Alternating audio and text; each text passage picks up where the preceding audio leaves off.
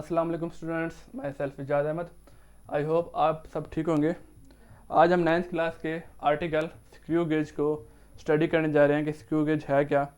ठीक है, तो स्क्रू गेज के टॉपिक से पहले हमने वर्नियर कैलिपर के बारे में पढ़ा था कि वर्नियर कैलिपर क्या है। वर्नियर कैलिपर भी एक मेजरिंग इंस्ट्रूमेंट था जो कि स्मॉल ऑब्जेक्ट्स को मेजर करने के लिए इस्तेमाल होता था। वर्नियर कैलिपर की जो एक्यूरेसी थी, जो उसका लिस्ट काउंट था, वो था 0.01 सेंटीमीटर। यानी कि वर्नियर कैलिपर 0.01 सेंटीमीटर की चीज़ों को भी जो है मेजर कर लेता था। ये इसकी एक्यूरेसी थी। ठीक है, लेकिन जो स्क्रू गेज हम पढ़ने जा रहे हैं वो स्मॉल ऑब्जेक्ट्स को मेजर करने के लिए होता है, मजीद स्मॉल ऑब्जेक्ट्स को मेजर करने के लिए होता है, और इसकी एक्यूरेसी हमारे पास होती है 0.001 सेंटीमीटर। 0.001 सेंटीमीटर एक्यूरेसी किसकी होती है? स्क्रू गेज की होती है।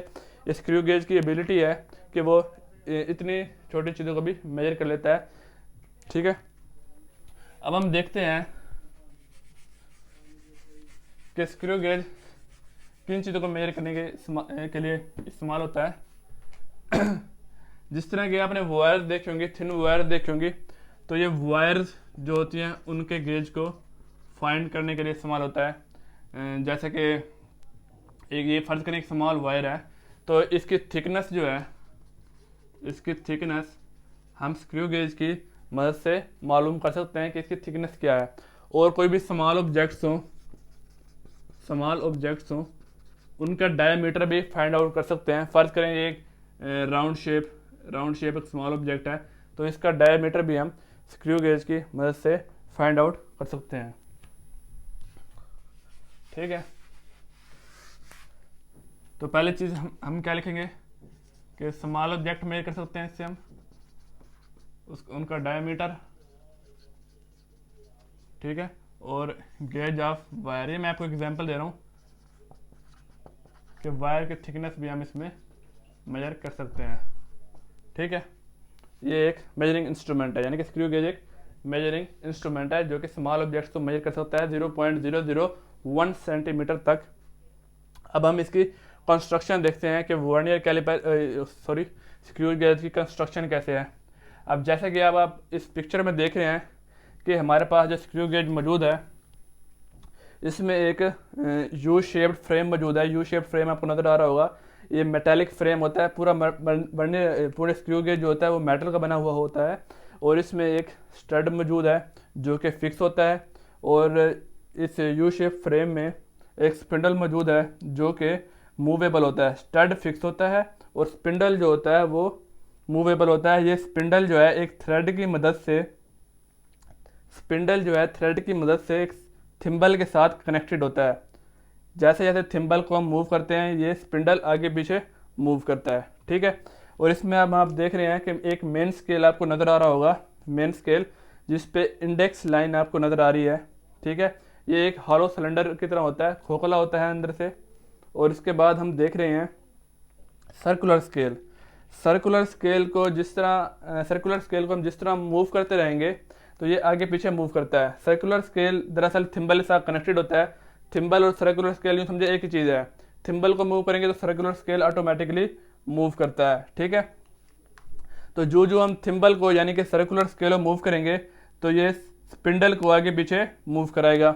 ठीक है, और जितना थिम्बल को मूव करेंगे, फर्ज करें थिम्बल को हम एक पूरी रोटेशन देते हैं, 100 डिवीजन होती हैं थिम्बल के ऊपर 100 डिवीजन होती हैं। अगर हम इसको एक कंप्लीट रोटेशन देते हैं तो ये स्पिंडल को 1 मिलीमीटर तक मूव कराएगा। थिम्बल को अगर हम कंप्लीट रोटेशन देंगे यानी 100 डिवीजन हम इसमें मूव कराएंगे तो ये ये स्पिंडल को 1 मिलीमीटर तक मूव कराएगा। ठीक है, अब हम देखते हैं, ये तो थी इसकी सारी कंस्ट्रक्शन, जिसमें आपने यू शेप फ्रेम को देखा, मेटल स्टड को देखा, hollow cylinder, main scale, thimble को देखा, और इसमें एक लॉक भी मौजूद होता है। जब हम किसी चीज़ की मेजरमेंट निकालने के लिए स्क्रू गेज को इस्तेमाल करते हैं, और जब स्पिंडल और स्टड हमारी वायर के साथ कनेक्ट हो जाते हैं तो हम इसको लॉक कर देते हैं। स्क्रू गेज को लॉक करने के लिए इसका लॉक इस्तेमाल होता है। अब हम देखते हैं कि पिच ऑफ स्क्रू गेज क्या है। The distance between consecutive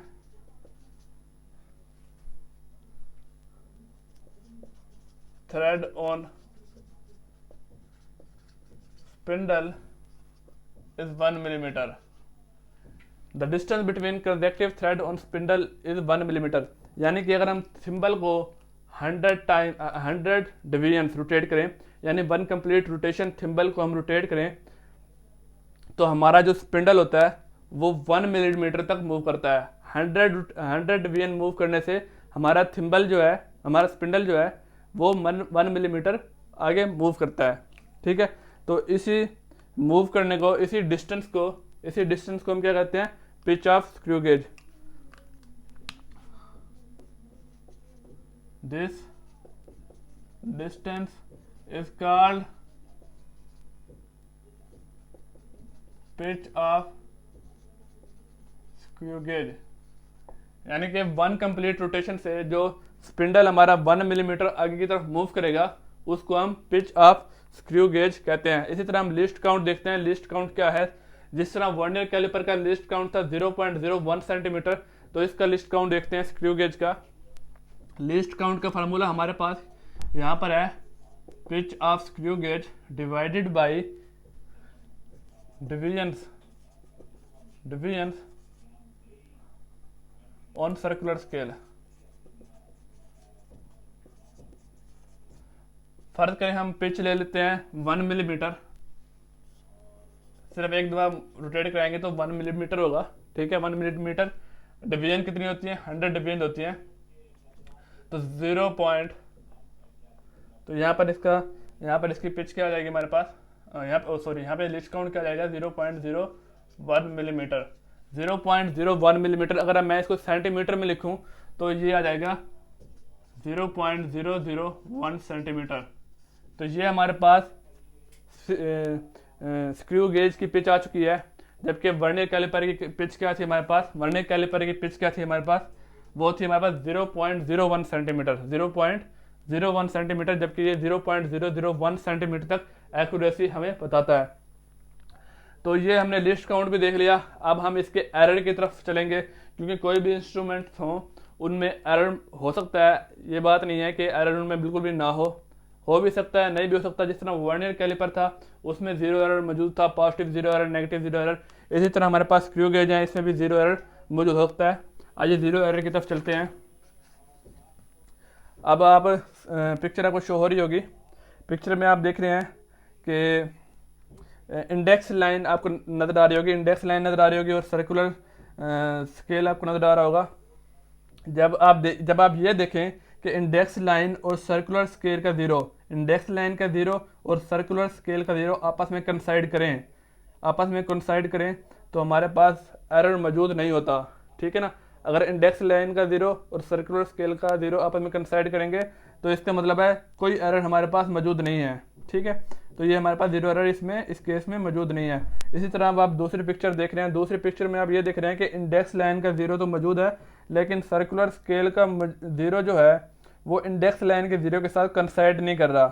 circular scale का 0 इंडेक्स लाइन के 0 के साथ कंसाइड नहीं कर रहा, बल्कि आप ये देख रहे होंगे कि 18th लाइन जो है, सर्कुलर स्केल की 18th लाइन जो है वो इंडेक्स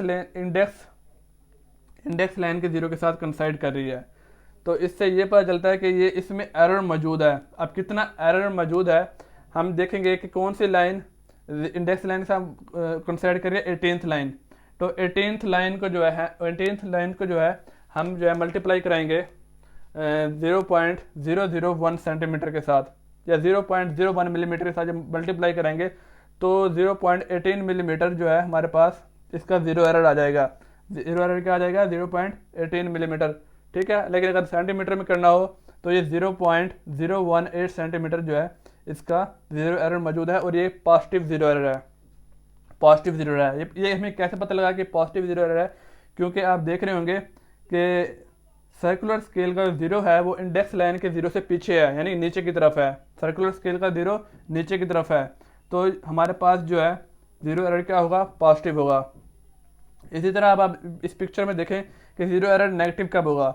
0 एरर नेगेटिव कब होगा? जब सर्कुलर स्केल का 0 जो है वो इंडेक्स लाइन के ज़ीरो से आगे निकल जाए, जब सर्कुलर स्केल का ज़ीरो इंडेक्स लाइन के ज़ीरो से आगे निकल जाएगा तो हमारे पास ज़ीरो एरर क्या होगा, नेगेटिव होगा। ज़ीरो एरर क्या होगा हमारे पास, नेगेटिव होगा। अब आप देख रहे हैं 95 डिवीजन जो है सर्कुलर स्केल की वो इंडेक्स लाइन के साथ कंसाइड कर रही है। 95 डिवीजन जो है सर्कुलर स्केल की ज़ीरो लाइन के साथ कंसाइड कर रही है। और इस 95 को जब हम 0.01 मिलीमीटर के साथ या 0.001 सेंटीमीटर से मल्टीप्लाई करेंगे तो हमारे पास ज़ीरो एरर आ जाएगा। और ये नेगेटिव ज़ीरो एरर होगा क्योंकि इसमें ज़ीरो जो है सर्कुलर स्केल का ज़ीरो वो इंडेक्स लाइन के ज़ीरो से आगे निकल चुका है। तो आज के हमने लेक्चर में देखा कि स्क्रू गेज क्या है, ठीक है, और इसकी कंस्ट्रक्शन क्या होती है, इसे किन किन चीज़ों से बना होता है, ठीक है, और किस चीज़ की मेजरमेंट के लिए इस्तेमाल होता है, ये हमने देखा। और पिच ऑफ स्क्रू गेज क्या होती है, यानी कि वन कंप्लीट रोटेशन यानी 100 डिवीजन जब मूव करेंगे तो उसका जो स्पिंडल है वो 1 मिलीमीटर आगे मूव करेगा, तो ये पिच ऑफ स्क्रू गेज होगी। उस डिस्टेंस को हम पिच ऑफ स्क्रू गेज कहते हैं। और हमने इसका लीस्ट काउंट क्या देखा, 0.001 सेंटीमीटर। इसको स्क्रू गेज कांस्टेंट भी कहते हैं, ठीक है, और इसे लिस्ट काउंट भी कहते हैं। इसी तरह आज के हमने लेक्चर में ज़ीरो एरर को देखा और positive zero error, negative zero error को देखा। आई होप आज का लेक्चर आपको समझ आया होगा। मज़ीद इस तरह के लेक्चर देखने के लिए हमारे चैनल को सपोर्ट करें। और अगर आपको इस लेक्चर में कोई कन्फ्यूजन है तो आप इस लेक्चर को रिवाइंड करके भी देख सकते हैं और आप कमेंट में भी क्वेश्चन पूछ सकते हैं। I will try to answer you and thank you very much for watching my videos and please support the channel. Thank you very much. अल्लाह हाफिज़।